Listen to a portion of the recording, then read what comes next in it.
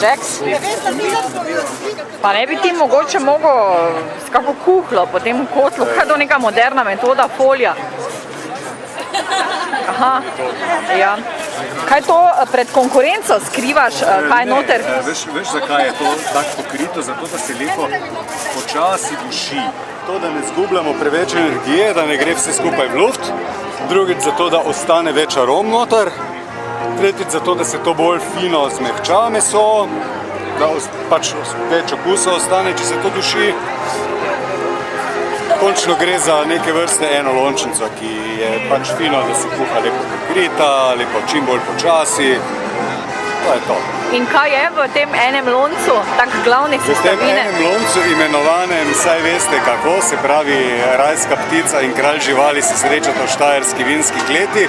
Noter je seveda rajska ptica, to je kura. Noter je kralj živali, se pravi pujs.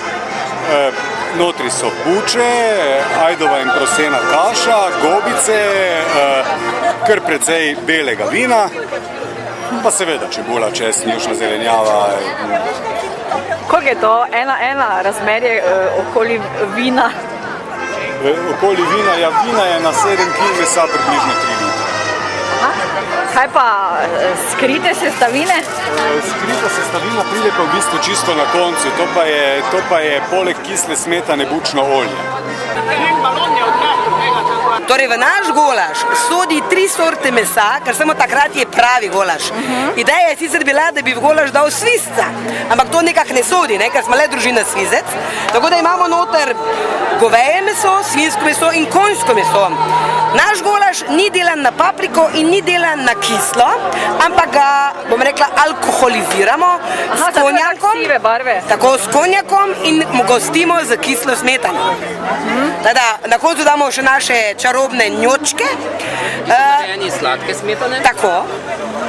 Tako smo reči malo posebni. Skratka, delamo to, kar imamo svisti najrajši. Domači golaž, samo danes na festivalu Stare trte, jutri nič več. Izjemna priložnost, 3 evre velika porcija, 2 evra mala porcija. Krava, ki je dala meso za ta golaž, je dala prostovoljno. Domači golaž, malo govejega mesa, gosti ljubezni. Ta fora zdaj, krava je dala prostovoljno, kaj to je krava samomorilka ali kaj? Ne, to je krava, ki je rekla, da bo v željo našel nek višji cilj. Torej, da bo svoje telo poklonila v plemenite namene. Danes tu zbiramo denar za Anžeta.